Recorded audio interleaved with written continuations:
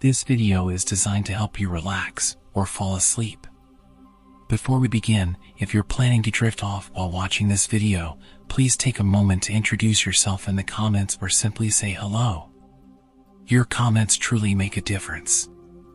Also, if you haven't already, liking the video and subscribing means a lot. It's incredible to see people tuning in from all over the world.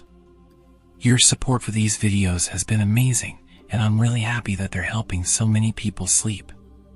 If you'd like to further support the channel, there's a small thanks button below the video for donations.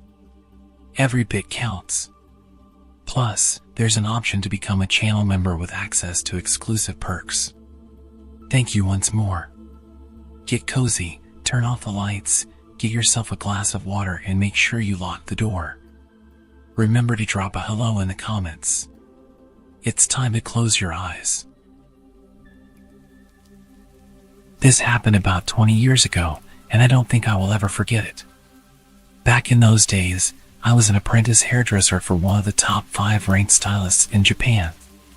Training in that profession at that level was very strict, and beauty standards were a bit different. You probably don't need me telling you that, but it's probably worth keeping in mind. Back to training, it was long, and the time off between sessions was pretty much non-existent. We were expected to be at training even during national holidays. I'm not sure if that was strictly by the books, but as impressionable young stylists, we couldn't be seen refusing training. I think I had about 3 or 4 days off for summer. I took them all at once, and a lot of my friends and coworkers used that time to head back to their hometowns and see families. Since I lived really close to where I was studying, I didn't want to use my time off just hanging around at home. I could do that anytime. So, I accepted an offer from one of my seniors to visit his hometown. It was really late by the time I finished work, and we managed to get to my senior's hometown at around 2 a.m. The satellite navigation system told me that we were about 15 minutes away from arrival. The roads were dark and empty. We were the only ones on the road that late. He lived in the middle of nowhere, so that could have been a reason. I remember seeing empty fields on either side of the road. I kind of regretted coming already. I mean, what the hell were we going to do here? He should have probably mentioned that he lived in the rural countryside. I just watched the road and tried to stay awake. I should say that I was driving. I felt like driving since I didn't get to drive much. I might have changed my mind if I had known it was going to be that far to get to his family home. Then suddenly, something appeared out of the darkness in front of the car. A woman with no clothes came running down the opposite lane of the road towards us. I slammed on the brakes because I thought that I just witnessed the paranormal. She ran past us. I looked in the rearview mirror to see a woman between the ages of about 18 to 20 years old. She kept running, then she turned around and ran towards our car. I looked at my friend, and he had a look of disbelief on his face, and I guessed that I didn't have that much of a different look. I think the reality of the situation was we both didn't know what to do. I said to him, "Is that a ghost?" "I don't know. Shall we just keep going?" he replied. We slowly pulled away. I was very skeptical because I thought she looked so real. I made sure I kept to a low speed, and I kept checking the mirrors. The woman got closer, and I stopped the car and said to him, "That's not a ghost. Come on, we have to stop and see if she's okay." He agreed and said he would call out to her. It was so creepy to see someone running around in the middle of nowhere, even creepier if you haven't been to that place before.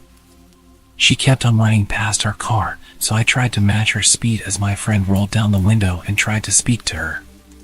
"Hey, you shouldn't be running around on the roads like that, this late at night. Maybe you should head home," he said something like that. It wasn't very well put together or that sympathetic, I remember that much. She didn't even turn to face the car, she just said, "Hey, don't worry, I'm fine." It feels so good. I could see her a little closer now and guessed her age to be around 18 or 19 years old. Why are you like this? Have you been kidnapped? Has someone done something to you? It's really dangerous to be out here with no clothes and alone. We have to get you home, I said to her. She stopped running and looked down at the floor as if in thought, and then replied, "I ran away from home. I don't even know where home is." I noticed at that point that she was actually wearing socks and shoes, so at least her feet weren't too bad. She stood there with her hands behind her back, looking completely lost and confused. It was very odd. I couldn't leave her out here. I told my friend in a hushed voice that we had to help her, and he sighed but then nodded. We decided to take her to the nearest police station. I had a dress that belonged to one of my female colleagues at work in the back of my car. Long story short, I told the woman to throw it on, and she reluctantly agreed. Once she was dressed and in the back seat, I turned to her and said, "Right, if you can't remember where home is, I can take you to the police, and we can figure it out from there, okay?" To that, she responded with something outrageous. "I hate the police. They're always on my dad's side. Please, can you just take me to a hotel? Hotels are safer than police for sure. You can stay there with me. Hold me tonight. I'm a virgin." We were young, but even though we were young and often threw caution to the wind, we knew that we had to get her somewhere safe. It's a scary world out there. If she said that to another pair of guys like us in the next car that came along, well, I don't even want to think about it. We told her that wasn't going to happen. She didn't say anything for a while, but then she handed me a piece of paper. I don't know where she got it from, but it had a name, a number, and the address of a hospital. My friend saw the address and said, "Oh, I know that place." It was a psychiatric hospital. We called the number, and a voice that said it was the security department answered. I explained to the security guard what happened, and after we hung up, we got a call from the woman's mother. We found out where her mom lived and took her there. My friend said that he knew that side of town, but he had never been there before. The woman's mother was extremely apologetic over the phone. My friend spoke to her, and he said that he could tell that she was definitely genuine and sorry for the inconvenience. I felt sorry for her. It wasn't her fault. When we got to the house, we heard more about the situation from her mother. The woman we found out in the middle of nowhere had only just turned 18. She had been assaulted by her biological father when she was 16. A few days after he did what he did, she stabbed him in the neck with a box cutter knife. She was admitted to a mental asylum because of this attack. No one seems to know how she keeps getting out, but the mother said to us that this was the third time she'd successfully broken free. What a sensational story, I remember thinking. We drove the mother and daughter to the hospital at the mother's request. I could see how mentally tired she was by all of what had been going on. She was so polite and grateful. She really impressed me. I mean, with all that happened, she seemed to be incredibly in control of her own emotions. The girl didn't seem to say much. She seemed to like the dress we gave her. The mother apologized for not washing it before returning it, and we both agreed that no apology was necessary. Obviously, she got dressed into clothes of her own. She disappeared upstairs to change, and then she came back, and we took off. She didn't say much when we were driving. She was taking being returned to the asylum a lot better than expected. I thought that she would be going kicking and screaming. Her mother spoke with her in the back as we drove. She said, "You didn't get injured or anything when you were out, did you?" "No, I'm fine," the daughter responded. "Oh, that's great. I'm relieved," the mother told her. We left them at the hospital and told them that we couldn't stay because we were already really late getting to my friend's parents' home. My friend's parents were really worried by the time we got there. I think that we both wanted to tell them everything about the situation, but we were too tired to go through it all again. At that point, I just wanted to go to sleep. I stayed with him and his family for 3 days. It was actually a really great time and just what I needed, a break from studies in the city. It was certainly going to be a trip I would never forget. We said our goodbyes to the family, and his little sister asked us for a ride to the station. I said that it wouldn't be a problem. Just before we dropped her off at the station, she said something that scared the hell out of me. "Hey big bro, why does your friend have a box cutter stabbed in the back seat?"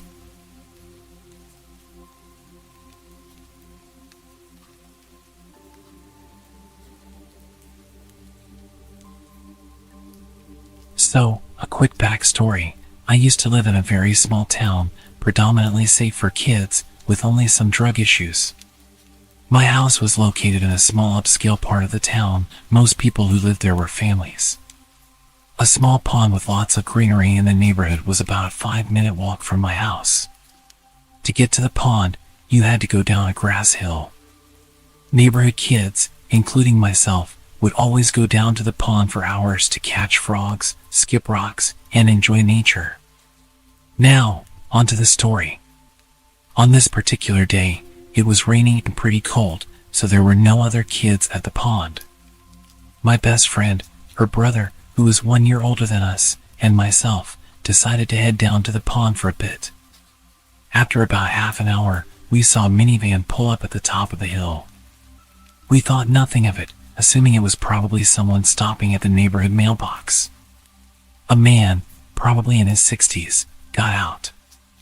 In our small town, everyone knew everyone, or at least recognized each other. I found it strange that I had never seen this man before in town or the neighborhood. He just stared at the three of us for what seemed like forever. Suddenly, he yelled at us, saying, "It's not safe down there, you kids better come up here." My best friend and her brother looked terrified, and I had this gut feeling that something wasn't right. We didn't respond, but he kept repeating that phrase. "It's not safe down there. You kids better come up here." Our fight or flight reaction kicked in, and we all sprinted up the other side of the hill, just a few meters away from him and the minivan. As soon as he saw us running, he got into his minivan and started driving slowly behind us, literally following us until we reached my house. Fortunately, my garage door was open, and my parents' cars were parked inside. We hid behind one of my parents' cars and watched as he pulled to the side of my house and parked. My parents were inside, unaware of what was happening. He stayed parked in front of my house for a couple of minutes until my dad came outside to take out the trash and saw the three of us hiding. I guess the man saw my dad and drove away, but as soon as he left, we told my parents everything. Even now, 12 years later, my parents still think we were being overdramatic and that the man was genuinely concerned for our safety because of the weather. Nonetheless, we weren't allowed to go back to the pond anymore. I understand why they think this. The three of us tended to exaggerate things and be dramatic. However, I knew from the strange feeling I had when I first saw him at the top of the hill that something was off. To this day, I still believe he was planning something, but maybe it was just my childish imagination.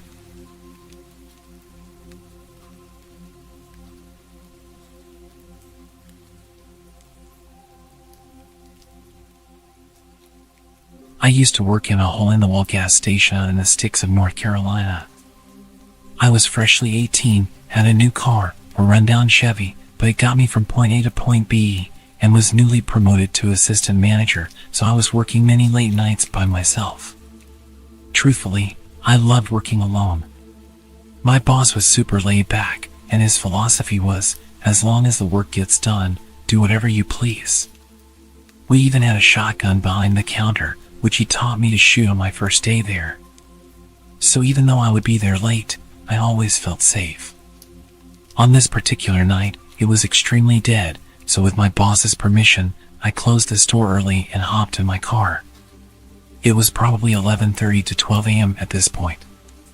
Other than being able to get out of work early, this was my usual routine.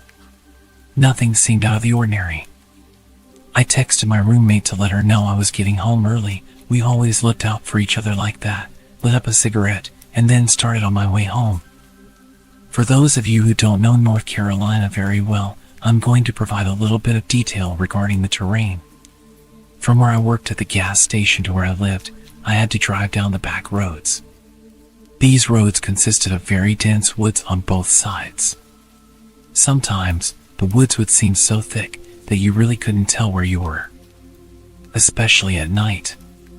This could be intimidating to those who don't know the area, but honestly, I was more worried about deer jumping out in front of me, which was a common occurrence in this area. I'm driving down the road, blaring Nirvana, my favorite band at the time, and just being a typical 18-year-old grunge kid who had newly discovered the freedom of being an adult and getting off work. When all of a sudden, I see something in the middle of the road, probably 75 to 100 feet ahead. At first, I thought it was a deer, but it looked too small. So I started to gradually slow down, ultimately coming to a stop. I have to wear glasses when I drive. I mainly need them at night, but my eyesight isn't terrible enough for me to make it a habit. I grabbed my glasses and put them on. Now being able to see much more clearly, I almost shat myself at what I saw. It was a woman. An older woman, wearing what looked like a nightgown of some kind. Her hair was in disarray, she had her hands behind her back, and she was just standing there, in the middle of the road, just staring at me in my car. Let me remind you, we are practically in the middle of nowhere. There are trees as far as my headlights can shine, and it's midnight. I'm naturally paranoid, so all sorts of questions were running through my head. Who is this woman? Where did she come from? It's midnight. Are my doors locked? Why is she out here at midnight? Should I honk my horn at her? Should I call the police? What if she has Alzheimer's and doesn't know where she is? Or what if she's an escape patient? Even though the closest mental facility was 3 to 4 cities away, I didn't exclude that possibility. I thought about calling the cops, but I got my phone and of course, there was no cell service. This encounter went on for a while, just sitting in the middle of the road, mentally questioning what was happening. It's now way past midnight, she's still standing there, just staring at me with this zoned out look, hands behind her back as if she's observing me. I'm starting to get tired of this, considering that I had to be up early for work the next morning. So I honked my horn at her. I didn't expect what happened next. This woman's face turns from being spaced out to complete rage. And she raised her arms up. It looked like she was holding something in her hand. She lets out this horrid animalistic scream and charges at my car. As she ran closer, I realized she was holding something sharp. It looked like a kitchen knife or a piece of jagged glass. During this moment of horror, I had a brief flashback to my stepdad giving me advice when I first got my license. If an animal ever runs out in front of you, turn it into a speed bump. I love animals, so I couldn't bear to hear that. But this time, I was taking my stepdad's advice. I was going to turn this psycho into a speed bump. Serve the Servants by Nirvana started playing on the radio. I mention this because the song has much to do with the aura of the moment. As if it was in sync with this instance in time, the intensity of the song enabled me to let out the most intimidating primal scream that I could. Loud enough for her to hear it. The window was open because I had been smoking, and I hit the gas. She was running towards my car like she was going to jump on my hood. I guess she realized I had the utmost intent to hit her, in which at this point, the woman zigzags away from my car and runs off into the woods. Still in fight mode, I didn't question where this woman went. I was just glad that she was gone, so I accelerated on the gas and sped the entire way home. I got home at almost 1:30 a.m. My roommate was still awake, waiting up for me the entire time. She was extremely worried because it was way past the time I said I was going to be home. She had been texting and calling me. When I pulled up to her house, I got all of her texts and missed calls at once, so I started to explain to her what happened. My body went from fight mode to panic as I was recounting everything that happened. My roommate's mother was a 911 operator who also happened to be working that night. So she decided to text her mom to see if there were any silver alerts in the area. Immediately, her mom texted back and said there wasn't. That alone gave me goosebumps to the core of my being. There was no explanation as to where this lady came from.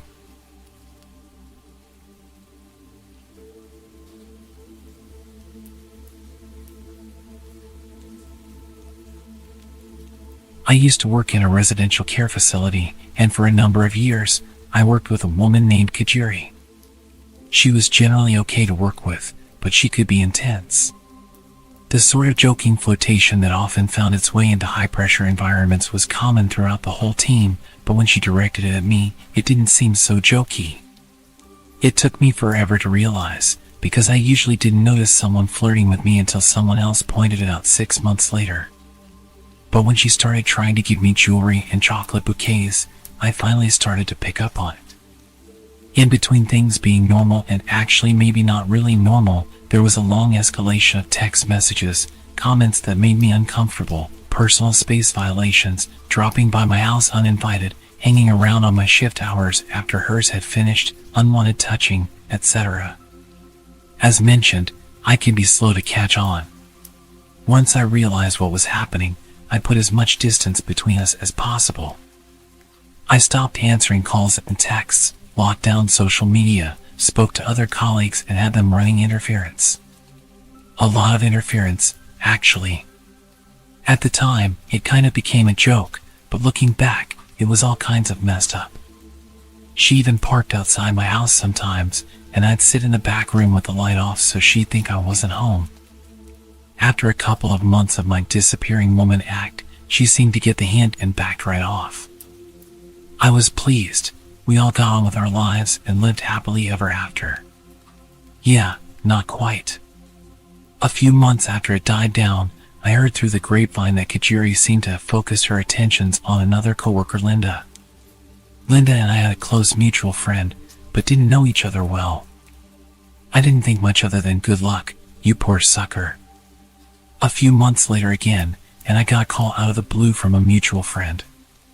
Without preamble, he asked, "Were you dating Kajiri?"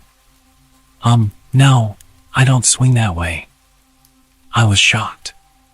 He had been privy to all the awkward details of my experience with Kajiri and had helped run interference. He explained that he had been talking to Linda, and she'd asked about my relationship with Kajiri. The story that followed still sounds too fantastical to have actually happened in an actual sensible grown-up workplace. Kajiri had been catfishing her own best friend Amanda, posing as Linda. In a string of emails, fake Linda and Amanda had discussed Kajiri's drug problem, her abusive and dangerous ex, none other than yours truly. There was a story about fake Linda coming out to her family after her brother caught her in bed with Kajiri, and more. The jig was up when Linda got a second job, coincidentally with Amanda's husband, who mentioned how great it was to finally meet Kajiri's girlfriend. Which was a complete shock to Linda when she learned about herself, that she was no longer a straight woman and had a girlfriend. So essentially, Kajiri moved on from me, found a new target, started emailing Amanda from a fake account, pretending to be Linda.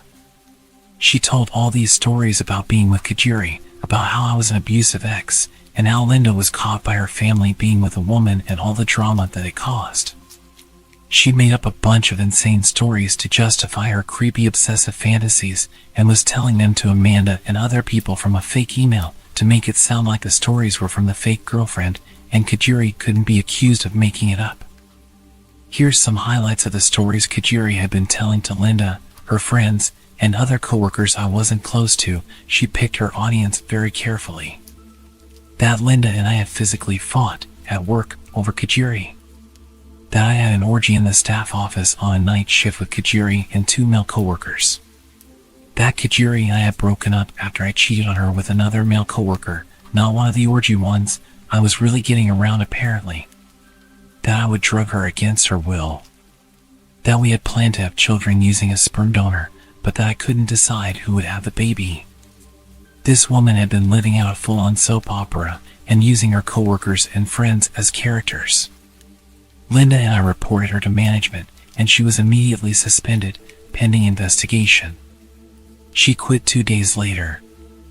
Unfortunately, HR decided they needed to continue their investigation of the allegation that I had an orgy at work, because that was totally plausible and not at all made up by a crazy woman.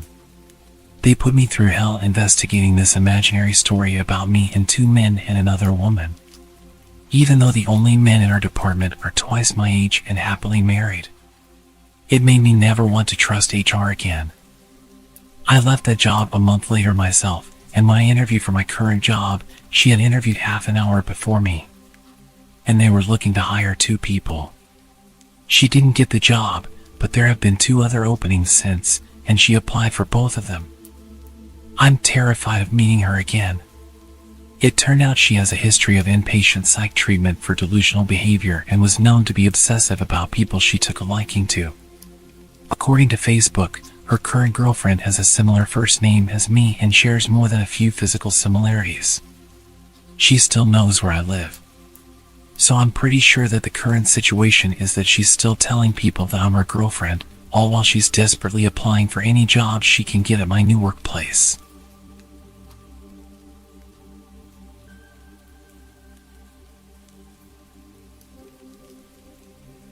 Okay, so I wasn't conventionally, nor classically pretty. I was the duff in any friend group I found myself in. I never worried about being hit on, disrespected, or kidnapped. Safety concerns were never an issue for me when going out because I was never the one anyone wanted to get to know or be around. I was just too plain. It was always me who had to look out for my friends, male and female alike. I used to go to a local bar almost daily. I didn't drink alcohol there. I just ordered a regular Coke and waited for my ride home. It was my usual hangout spot after work, so I sat, chilled, and minded my own business. A few weeks ago, I had just finished work and was sitting at my regular spot, sipping my drink while working on a new pendant I was making. I had started wire wrapping crystals into jewelry. I didn't expect anyone to strike up a conversation with me, knowing I basically blended into the walls, despite the staff knowing me and paying me slight attention and being nice to me. But this weird guy I'd never seen before came over and sat at my table across from me. I was surprised and engaged in a small conversation that I can't even remember how I started, but he began asking me a few questions about myself that seemed normal and flowed together, so I didn't think much of it. Again, being plain, I didn't think anyone would take interest in me. By then, I had drunk 3 glasses of soda and needed to use the restroom, so I grabbed my phone and purse and went.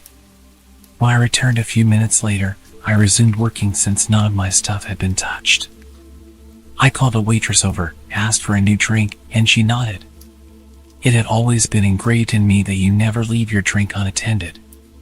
If you do, either have it remade or leave it to the bartender. As the waitress was reaching for my old drink, which only had a few sips taken out of it, the guy got a bit agitated, saying I was being wasteful for ordering a new drink. I looked at him, eyebrows raised in confusion, and asked why it was his concern. It was my money after all, and refills were free. He then accused me of making more work for the waitress for no reason. Annoyed, I told him firmly that it was my business and if he didn't like it, he could leave. He attempted to wave off the waitress changing my drink, but I had enough of his nonsense and flatly said, "You drink it, if you think it's such a waste." It seemed to catch him off guard. He looked shocked, then a bit angry, before storming off. I then handed the drink to the waitress, expressing unease about the guy I was talking to, and asked her to inform the bartender to keep an eye on him. I requested to have my drink dumped out and only water served from then on. I left for home after being picked up shortly after, and the next day after work, I found out he had been arrested for assault. I only found out today what exactly had happened. Apparently, he had gotten into a fight with the bartender working that night. The bartender caught him tampering with the girl's drink while she wasn't looking and prevented her from drinking it. The guy got angry, leading to a physical altercation. The cops were called, and now he's awaiting trial. It turns out he was trying to see if he could take advantage of someone like me, someone who always let her guard down due to low confidence. He thought I'd be an easy target with just a little attention. When I didn't consume my drink upon returning, he targeted another girl. If he truly was targeting me, I have to question his sanity and sobriety.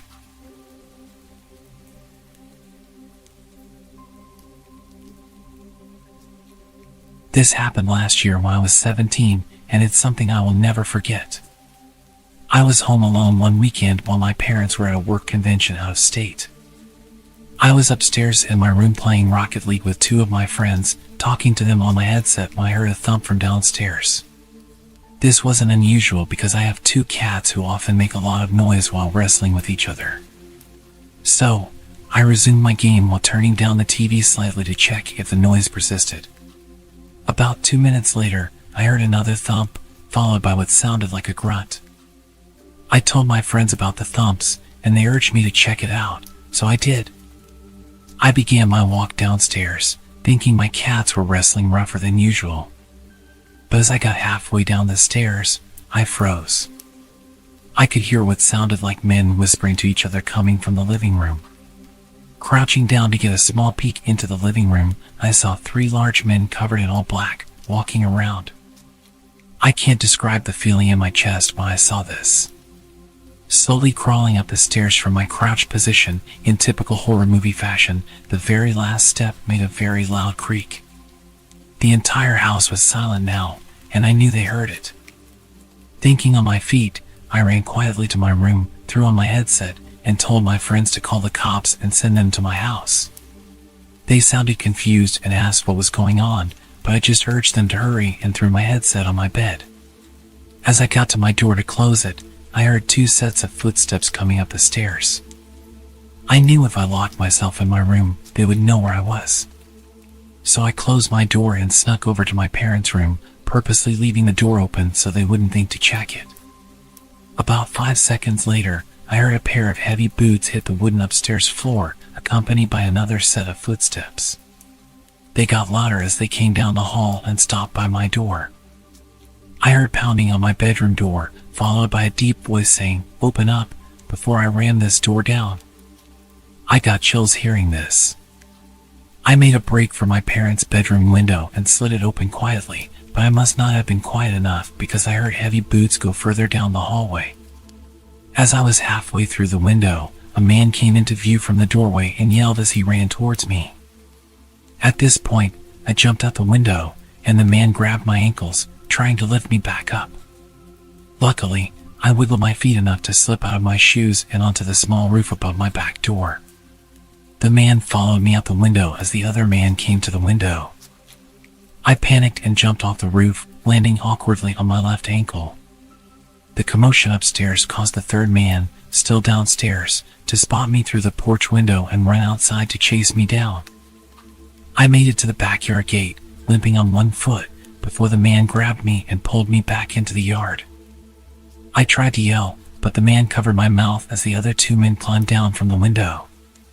All 3 of the men grabbed me and tried pulling me back into the house. As they got me in the house, I heard the relieving sound of police sirens pulling up. The men looked at each other and said, "Shit," before pushing me to the ground and fleeing out the back door. Limping on my one leg to the front door, I yanked it open and yelled that the men were in the backyard. 3 officers ran into the backyard while 1 officer helped me over to one of the police cars.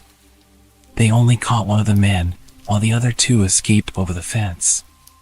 They threw the man into the other car as the officers came to question me. Shortly after, my 2 friends, whom I was playing with, pulled into the driveway on their bikes and rushed over to me to see if I was all right. I told them I was okay and thanked them for calling the police, potentially saving my life. The man that was caught was charged with burglary and attempted kidnapping. It turns out the men broke in through the basement window. I was thankful to escape with my life and only a sprained ankle that night. My lesson to all is to always follow your gut and never ignore any sound you hear while home alone.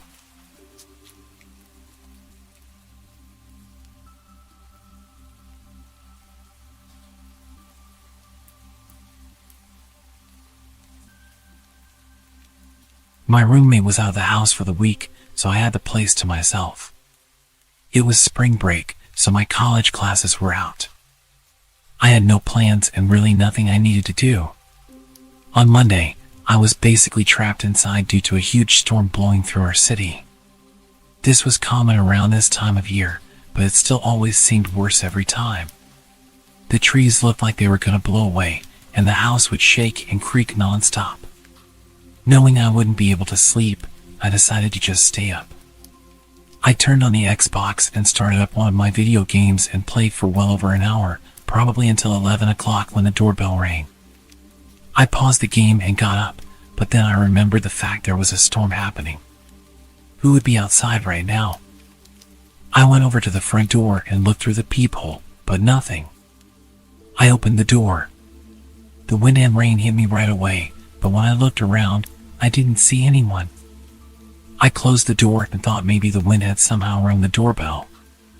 I don't know, it sounds dumb now, but what was I supposed to think? I went back to my game, but only a couple minutes later, I heard a huge crash in the backyard. It sounded like stuff tumbling over and breaking. I immediately knew it was our patio furniture and ran over to the back door. Everything was scattered around the yard, blowing around in the wind. I quickly put on my shoes and went outside, pushing each piece of furniture up against the back of the house. The wind was so heavy it would even hurt sometimes when the water would hit my face. I was rushing, going as fast as I could until I saw someone. They were standing at the edge of the backyard, watching me. I looked back at them for a moment, but then grabbed the last piece of furniture and ran inside to escape the rain. I looked out the back door as I dried off, but the person was gone. Between that and the doorbell ringing, I was a little bit nervous. I sat in the living room this time, just scrolling on my phone because I was tired of being interrupted. After a while, I struggled to keep my eyes open. I got a blanket and laid down on the couch. I didn't feel like going upstairs, and the storm was much louder up there. It took a while, but eventually, I drifted off to sleep. A few hours later, still well into the night, I woke up from a sudden burst of heavy wind outside shaking the house. I pulled the blanket to the side and sat up, moving my feet to the floor as I prepared to go check if the furniture outside was still there. But just when my feet touched the floor, they were soaked. It woke me up immediately. I looked down and saw a puddle on the ground right next to the couch. Then I saw another and another, leading in a line across the floor. Inside the puddles were faint muddy shoe prints. I stood up and ran to the corner of the room, heart beating rapidly in my chest. After a minute of hearing nothing but the wind outside, I slowly followed the shoe prints. They led all throughout the house, upstairs and downstairs, but I could clearly tell that they entered through the back door, which I had stupidly forgotten to lock in the rush of getting out of the rain. I locked it and pulled my phone out to call 911, but then the thought crept into my mind, what if they're still inside? I stayed quiet and moved into the corner of the house where I felt the most hidden and called. I waited in silence for them to arrive. When they did, they took a look around, seeing everything I saw, but nothing more. They told me it seems like a personal attack because nothing was missing, and they were clearly focused on my house in particular. However, they walked right up to me while I was sleeping and seemingly did nothing but watch me, which is super creepy but doesn't make much sense. If they wanted to do something to me, they would have at that moment. After some thought, this had led me to believe that whoever it was had actually come from my roommates. They saw me, then looked around the whole house, and then left, doing absolutely nothing. So if this was a personal attack and my roommate was there, I think things may have gone a lot worse than they had.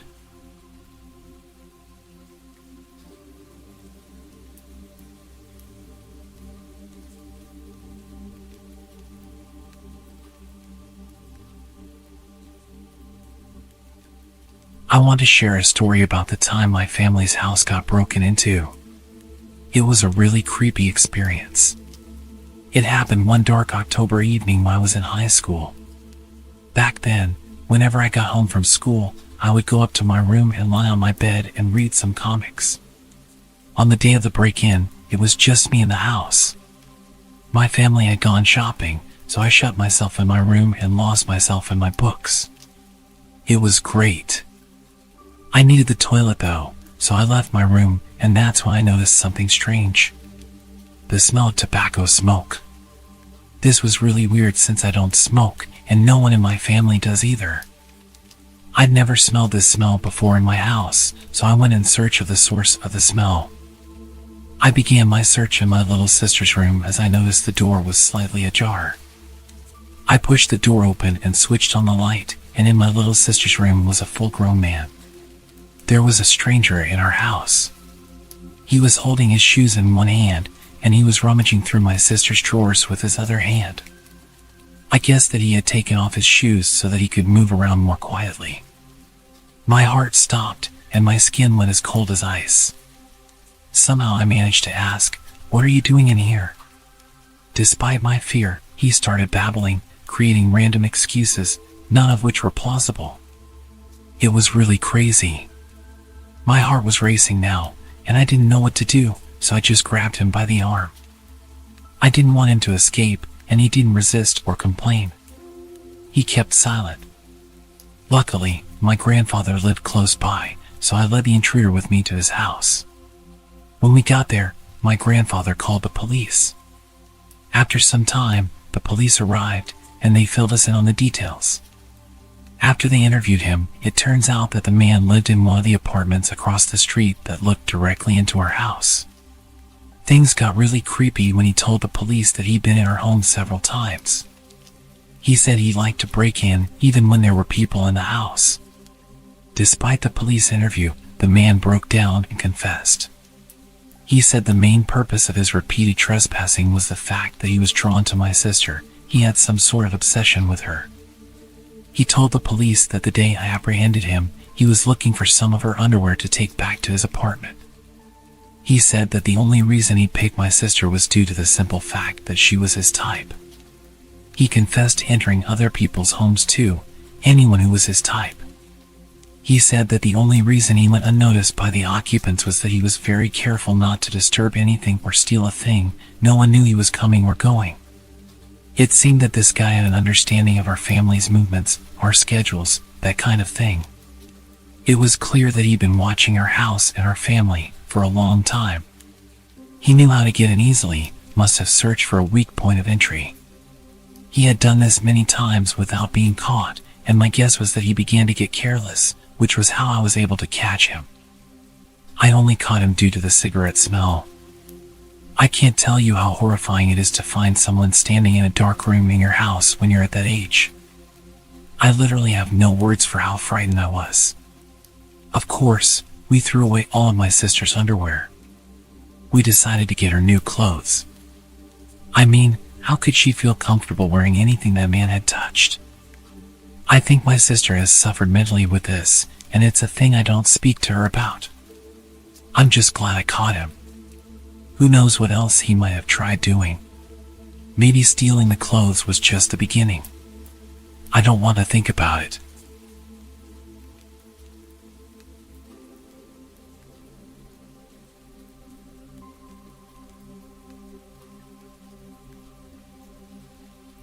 This happened yesterday while both of my parents were at work.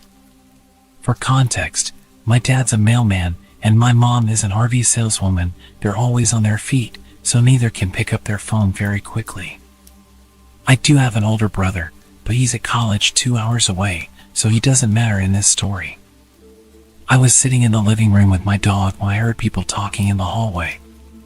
This isn't unusual because I live in a third-floor apartment and there's a noisy family next door that brings over friends a lot. This was also a Saturday, so I wasn't expecting complete silence. I obviously just ignored the talking since it's not that loud and I had headphones on. But my dog perked up and walked towards the door with an alert posture. The hair on his back was sticking up, which he never usually does. So I got concerned and took my headphones out. This is when I heard the voices from before, which were 2 adult men yelling very loudly in the apartment hallway. I got a bit freaked out, so I pushed my dog away from the door, made sure it was locked, and crept towards it to make sure they weren't near my place. When I looked out, I couldn't see either of them, and because the only blind spot in my peephole is directly to the right, I knew they were at my neighbor's. As I'm leaning against it, my whole front door starts shaking because the men are banging on the neighbor's door and still yelling things like, "We can hear you," and "Come out." But I didn't want to show that I was home. At this point, I grabbed my dog and pulled him into my room while I tried to call my dad, who luckily picked up after a few rings. He told me that I should just stay in my room and stay quiet, and that they would go away. I did stay in my room for the most part, but I called my best friend just to have someone on the phone because my dad couldn't stay talking to me. My room is the furthest from the door, so they definitely wouldn't have heard me whispering to my friend about the situation. After about 5 minutes, I stopped hearing the banging. I told my friend I was going to check if I could hear anything. When I got out there, I didn't hear the banging anymore, so I moved closer to listen. I looked out of the peephole and I could see one of them pacing. I freaked out again and started creeping back to my room.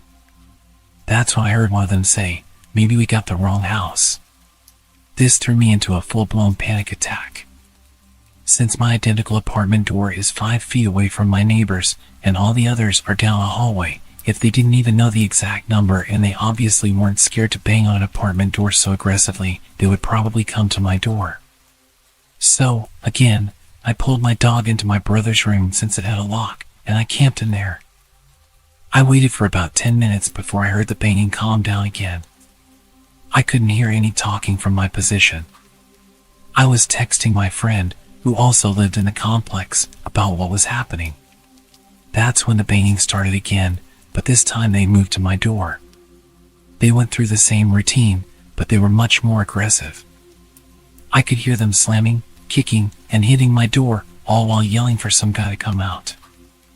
I called my brother later, and he told me there's no way he could have been involved in this, especially because he's 19, and those men had to have been at least 25.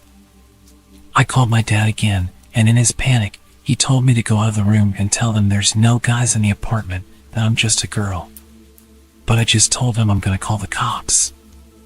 I know they weren't just looking to break down a door, and that they were targeting this guy who did them dirty. But I still didn't want to go out there because one, even if they're looking for someone else, I don't know if they have weapons, and in their enraged state, they might just cause harm. But they still have the info on me, which leads me to number 2. I'm a high school freshman girl, 5'4", and less than 100 pounds. Quite frankly, I have no fight in me. For example, I'm terrified of knives, so I brought a bowling pin from my room for protection instead.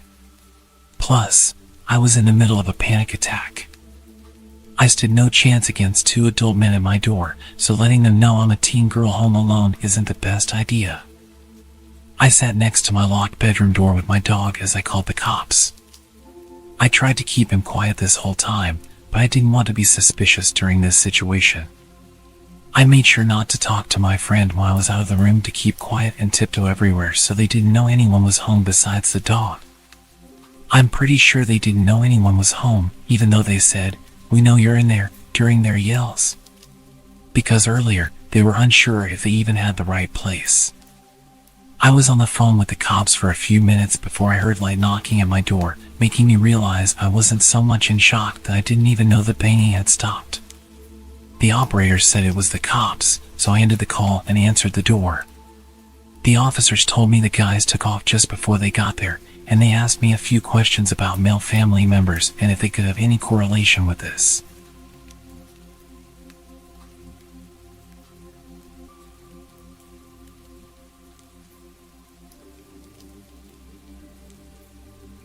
When I was 19, I was a Marine and had stupidly used my military perks to get a home loan and bought my first house. I moved a barracks room worth of stuff into this place that seemed to me like a palace. Of course, I went out and bought some bar stools, a futon to sleep on until I got a bed, and some used coffee tables for my TV. I also had my dog with me. As I unpacked my meager belongings in the living room, I noticed a car had pulled into my drive and blocked me in. I walked out, and there stood a man offering to sell me a home security system. The man was dressed in khakis and a polo with a name tag that I can't recall, and the car didn't have a logo on it. It should have been a red flag for me, but I figured that some people on the job didn't drive company vehicles. He gave me his card, but I don't even remember the name of the company he told me he was representing. Cue the friendly salesman, giving me his pitch about needing a system and all the perks that would come with being able to watch the exterior of my house at any time. As a low-ranking military member, I knew I couldn't afford yet another thing, so my mind was working to try to get this man to go away. I even considered ninja chopping him or whatever it is that we Marines do in hand-to-hand just to get him to leave.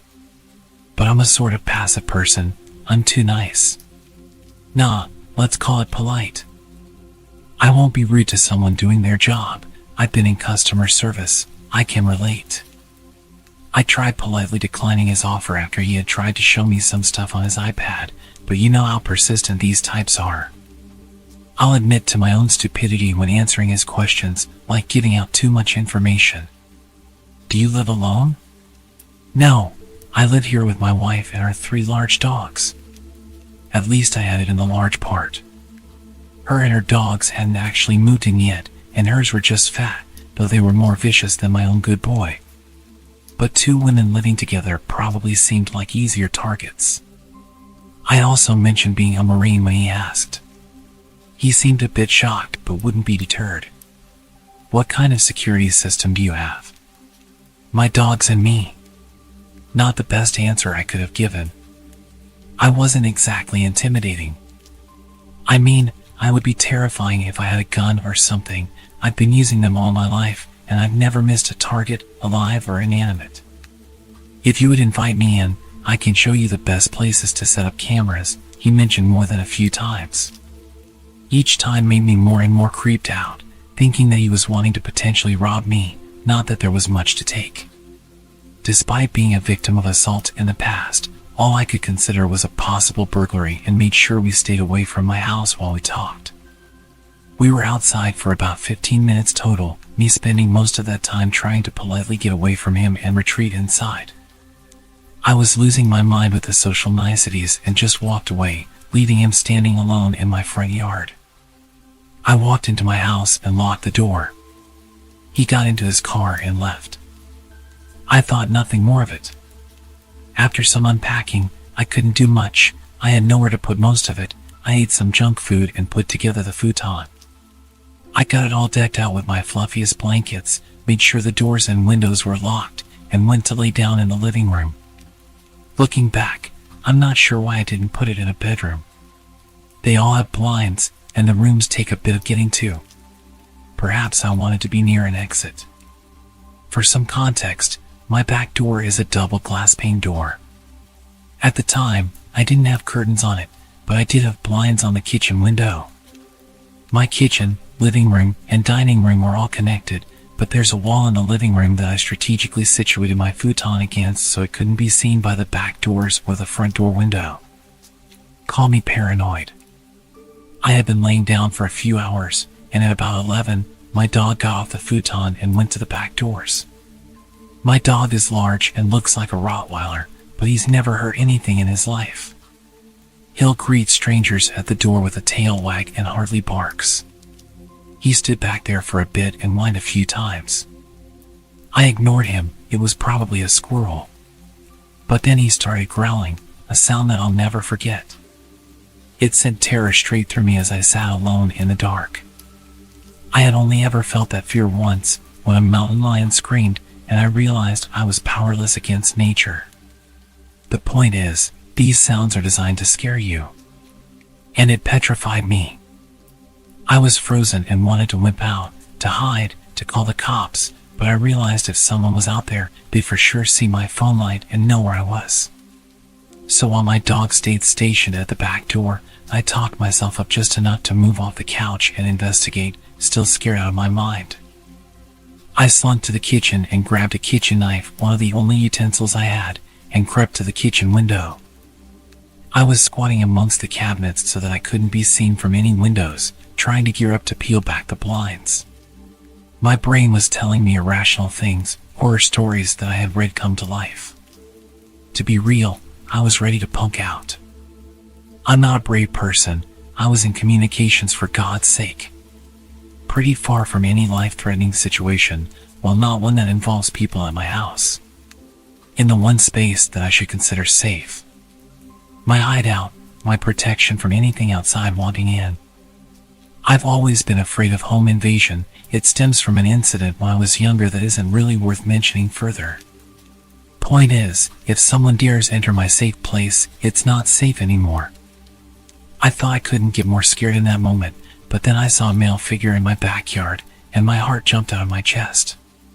He wasn't very far from the window I was looking out of. He was bold enough to not wear anything over his head, and I saw the blonde hair in the moonlight. It only took me a few seconds to recognize the security salesman in the dark. He was on the edge of my porch, watching my back door. Watching my dog. I jumped up quickly, climbed over the bar counter, and turned on the lights as I went towards the back door to let my still growling dog out in hopes that he'd at least get rid of the man, if not injure him. No dice. As soon as the lights came on, he had just enough time to go jump the low part of the fence to safety before my dog even got off the porch. I didn't sleep that night. My dog sat on the futon with me, calm as could be, having done his job. The next morning, I filed a police report, but I couldn't tell them his name or what company he was with, having lost the car he gave me. They sent some patrols through the area, and I found out that all legit salesmen should have an ID upon request. That night, I had 2 friends stay with me, ready for him to come back. We thought he might have set the whole thing up to scare me into buying home security. He didn't come back, and I haven't seen him since.